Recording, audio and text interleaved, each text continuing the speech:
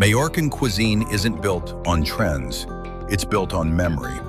Bread baked to last, olive oil catching the light, recipes shaped by farmers, merchants, and travelers who passed through the island long before Mallorca became a destination. To understand the food is to understand the place. Patient, layered, quietly refined by time. This is not about what's on the plate. It's memory, place, and time served quietly at the table. It's about everything that came before it.